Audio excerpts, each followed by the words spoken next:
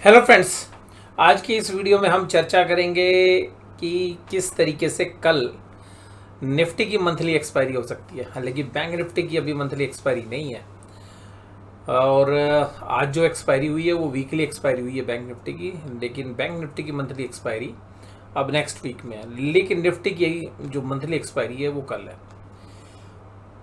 Nifty के अंदर जबरदस्त तरीके से निचले लेवल से बाइंग देखी जा रही है, लेकिन बैंक निफ्टी के अंदर भी एक अच्छी रिकवरी निचले लेवल से आई। लेकिन बैंक निफ्टी के जो कैंडल्स हैं वो कुछ इस तरीके से आपको स्क्रीन पे नजर आएंगे, यानी कि जो 53,000 के पास बाजार गया था वहाँ से एक जबरदस्त जो रिजेक्शन है वो बाजार डेली चार्ट पे देता हुआ नजर आ रहा है। और ये अब जो सेलिंग का रुख आ रहा है, तो मेरा जो चर्चा थी उसमें मैंने कहा था इस हफ्ते शायद 50-500 के लेवल भी आ सकते हैं। और अब मुझे लग रहा है कि शायद 50-500 के लिए 2 दिनों के अंदर आपको देखने के लिए मिल सकता है। आज एक्सिस बैंक के रिजल्ट आए। एक्सिस बैंक के रिजल्ट हालांकि उम्मीद से कमज़ोर हैं, उसकी चर्चा अगर हो सकेगी तो मैं इस वीडियो के बाद कोशिश करूंगा। लेकिन इसके साथ साथ जो है जेके पेपर के रिजल्ट एनालिसिस भी हम करेंगे। लेकिन जेके पेपर्स की जो वीडियो है वो हम अल्फा मेंबरशिप के जो प्लेटफॉर्म है उसके ऊपर हम डालेंगे। तो जो चर्चा अभी हम आपके साथ कर रहे हैं उसमें विशेष रूप से क्या है कि बैंक निफ्टी कमज़ोर है, आंकड़े भी कमज़ोर हैं, फाइनेंशियल रिजल्ट भी कमज़ोर हैं, टेक्निकल चार्ट भी कमज़ोर है। और अब हालांकि कल गेम एफआईआईज ने खेलना है तगड़े वाला, वो ऐसा लग रहा है क्योंकि डेटा जो इस तरीके के बने हैं। हालांकि एफआईआईज अभी भी नेट परचेज करके बैठे हुए हैं पूरे महीने की अगर डेटा में देखें, लेकिन अब बजट के बाद जो कल सेलिंग हुई और आज फिर एक फॉलो अप सेल जो है 5,130 करोड़ का देखने के लिए मिला, और उसमें स्पेशली बैंकिंग स्टॉक्स थे। वहीं पर डीआई आज जो है नेट बायर थे 3,000 करोड़ के आसपास। अब अगर हम आगे चलें कि भाई इंडेक्स के अंदर फ्यूचर्स में भी पोजीशंस नेट जो है सेल साइड की हो गई है मंथली बेसिस पर, और एफआईज ने जबरदस्त तरीके से ऑप्शंस बाय किए हैं 64,000 करोड़ की। अब ये जब बाइंग होती है तो एक जबरदस्त डायरेक्शनल मूव आने के चांसेस होते हैं, और एक्सपायरी डे से फर्स्ट डे अगर इस तरीके का मूव अगर बाइंग है तो हमें ऐसा देखने के लिए मिलता है कि एक बड़ा जबरदस्त मूव जो है आ सकता है। और वो मूव अब हमारे को टेक्निकली और प्राइस एक्शन को देखते हुए नीचे की तरफ ही लग रहा है। इवन स्टॉक फ्यूचर्स में भी आज जो है बिकवाली करते हुए एफआईआईज नजर आए। अब इन सब के बीच में एक चीज़ जो अब थोड़ी सी स्ट्रॉन्ग हो रही है वो है पुट कॉल रेशो। तो निफ्टी की पुट कॉल रेशो हालांकि अभी भी ओवरसोल्ड वाली रेशो है, लेकिन यानी कि पुट राइटर जो बड़े प्लेयर्स हैं वो नहीं बेचना चाह रहे हैं। और बैंक निफ्टी में 0.77 पे, यानी कि पुट राइटर नहीं बेचना चाह रहे। लेकिन बैंक निफ्टी में अभी बहुत सारी पोजीशंस है नहीं, अभी डेटा इतना ज़्यादा है नहीं। अब अगर हम देखें कि आज के एक और पैटर्न जो हम निफ्टी में देखने चाहें तो देखिए कि निफ्टी में जो बढ़ने वाले जो शेयर्स थे ना, निफ्टी हालांकि आज मात्र 40 पॉइंट गिरा और कल की तरह नीचे से अच्छा रिकवर करके आया। आज HDFC life, Bharat petroleum, tech Mahindra, NTPC, Tata motor, SBI life, ONGC, coal India, ये वो शेयर्स हैं जो जनरली इस सेगमेंट के दिग्गज नहीं है। यानी कि जो टॉप 10 कैटेगरी वाले जो शेयर्स हैं वो आज तेजी वाले नहीं हैं। उनका जो रुझान था वो नेगेटिव साइड में था। लेकिन क्योंकि ये इन शेयर्स का भी क्योंकि निफ्टी 50 का पार्ट है, बट इनमें परसेंटेज काफ़ी अच्छी तेज थी। लेकिन जो गिरावट थी वो बजाज ग्रुप में थी। बजाज फाइनेंस के कब रिजल्ट आए उसके बाद जो है मार्जिन्स भी रिड्यूस हुआ, और जो ग्रोथ एंटिसिपेट कर रहा था बाजार वो नहीं डिलीवर की, तो बजाज फाइनेंस में भी कमजोरी थी। बजाज फाइनेंस का रिजल्ट का असर देखिएगा बजाज फिनसर्व में भी था। आज उसके रिजल्ट आए हैं, लेकिन अभी मैं रिजल्ट देख नहीं पाया हूँ तो मैं अल्टीमेटली उस पर चर्चा नहीं कर पाऊंगा। लेकिन हिंदुस्तान यूनिलीवर के रिजल्ट के बाद देखिएगा रिएक्शन 1.78% की कमजोरी। एफएमसीजी में क्योंकि बहुत सारा रूरल स्पेंडिंग के ऊपर सरकार ने जोर दिया कल बजट में, लेकिन उसके बावजूद भी दोनों में गिरावट थी। उसके अलावा हीरो मोटोकॉर्प भी, क्योंकि टू व्हीलर स्पेस में देखिएगा अगर रूरल इकोनॉमी अच्छी होती है तो हीरो मोटोकॉर्प जैसे शेयर्स भी जो है उसके प्रोक्सी प्ले हैं, लेकिन उसमें भी कमजोरी थी। नेस्ले, अदानी पोर्ट और एसईजेड। तो आज जो गिरने वाले शेयर्स हैं वो भी बाजार के टॉप 10 वाली कैटेगरी में बजाज फाइनेंस वाले ही जो शेयर्स हैं या हीरो मोटोकॉर्प जैसे शेयर्स हैं वो है। लेकिन आज जो मेजर दिग्गज थे वो दोनों साइड में नहीं दिख रहे। तो अब अगर हम निफ्टी की बात करें तो निफ्टी ने देखिएगा निचले लेवल से तकरीबन 100 पॉइंट की रिकवरी दी, और ये जो 100 पॉइंट की रिकवरी है ये बाकी शेयर्स में आई, लेकिन बैंकिंग स्टॉक्स ने लास्ट में जो रिकवरी दी, लेकिन बैंकिंग स्टॉक्स अभी भी कमज़ोर है।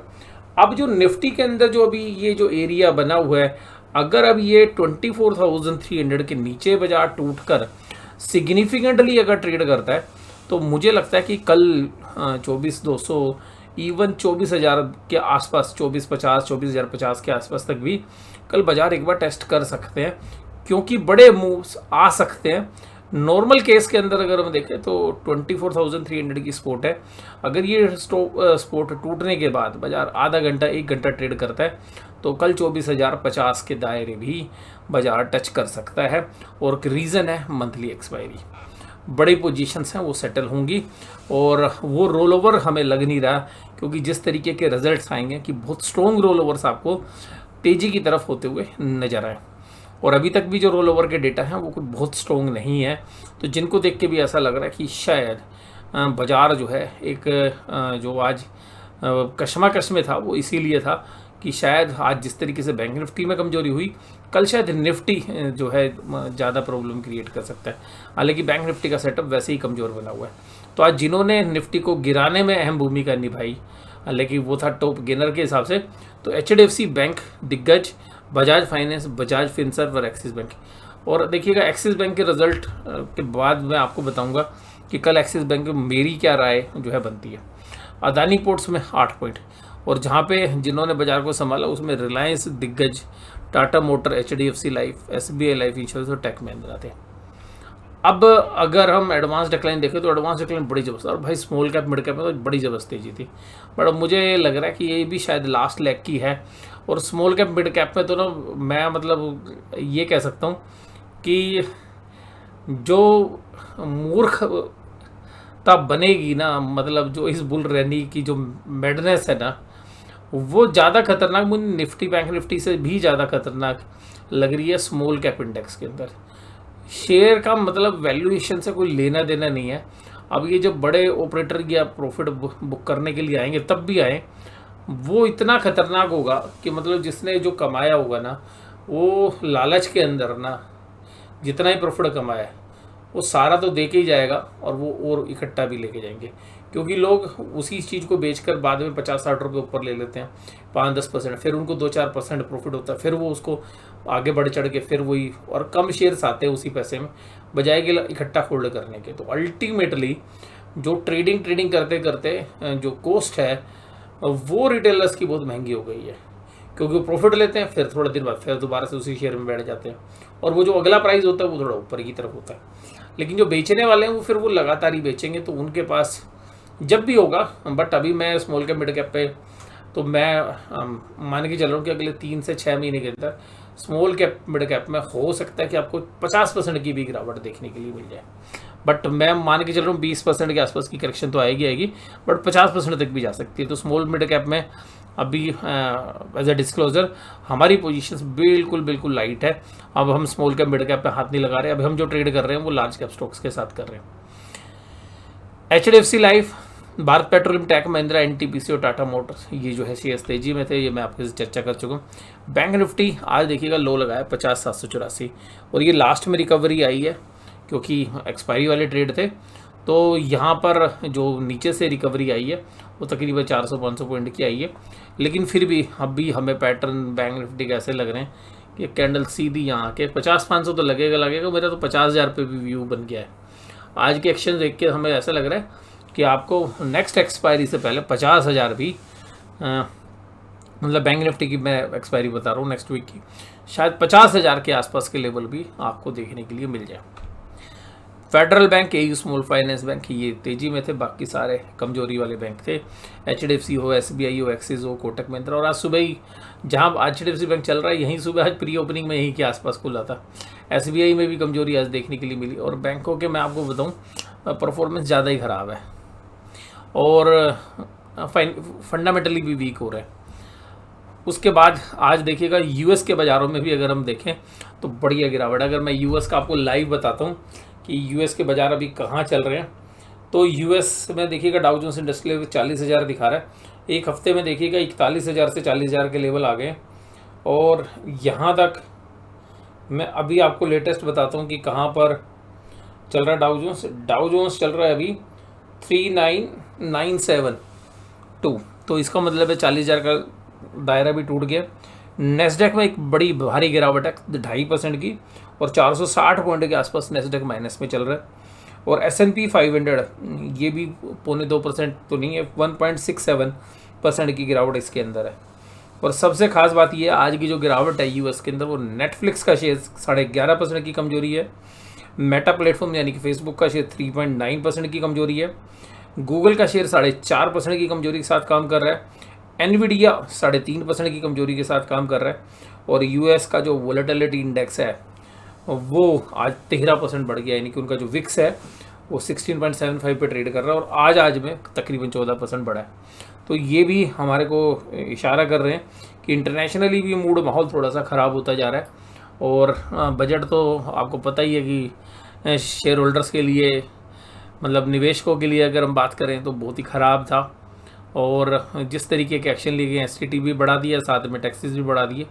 तो ये मतलब हमें ऐसा लग रहा है कि शायद जो है रिटेल इन्वेस्टर्स के साथ और जो एसएससी है उसके साथ, मतलब जो इंडिविजुअल कैटेगरी में उसके साथ तो अत्याचार ही हो रहा है। तो कंपनियों के लिए तो देखिएगा खूब मौज है, और कंपनी को तो काफ़ी बेनिफिट्स हैं, लेकिन इंडिविजुअल लेवल के ऊपर जो टैक्सेस के अंदर इंडिया में पॉलिसी हुई है वो शायद हमारे को लग रहा है कि आगे चल के इसका असर भी आपको देखने के लिए मिलेगा, क्योंकि जो स्पेंडिंग्स हैं वो वास्तव में सेविंग्स में से होती हैं, और सेविंग्स जो है वो रिटेलर्स की तो कम होंगी ही होंगी। अब अगर हम बात करें ब्रांड फूड, तो नीचे के लेवल पर आ गए, तो सब चीज़ें स्टेबल हैं, और 24,400 एक ऐसा लेवल है जहां पर कॉल राइटर और पुट राइटर दोनों एक्टिव हैं। लेकिन आज जो राइटिंग हुई है वो कॉल साइड राइटिंग ज़्यादा हुई है निफ्टी बैंक के अंदर। और यहाँ पर अगर हम देखें कि बैंक निफ्टी में पुट राइटिंग कहाँ पर, तो पुट राइटिंग आपको मेजरली 24,000 के आसपास मिलेगी। वो एक मेजर स्पोर्ट एरिया जो है हमें भी लगता है वहाँ पे। तो 24,000 के आसपास एक अच्छी खासी पुट राइटिंग है, जहाँ से 400 पॉइंट दूर है। और उसके अलावा 24,100 पे भी अच्छी राइटिंग है। तो नीचे तो पुट राइटिंग अच्छी है, ऐसा नहीं है कि पुट राइटिंग नहीं है। कॉल राइटर देखेंगे तो 3,33,000 जो है 24,500 पे खड़े हुए हैं, और सिमिलरली 24,000 के ऊपर 4,68,000 जो है पुट राइटर खड़े हैं। तो एक रेंज है, ब्रॉड रेंज, इस रेंज के अंदर ही बाजार कल रहता हुआ नजर आएगा। बट कल हमें लग रहा है कि एक वोलेटाइल सेशन तो होगा ही होगा, लेकिन एक डाउनवर्ड बायस जो है हमारा निफ्टी के अंदर कल ज़्यादा है। हालांकि टेक्निकली बैंक निफ्टी बहुत ही ज़्यादा वीक हो रखा है, और बैंक निफ्टी में सुधार की गुंजाइश भी अभी नहीं लग रही, क्योंकि जो कंपनीज़ के रिजल्ट आ रहे हैं वो फंडामेंटली काफ़ी ख़राब आ रहे हैं।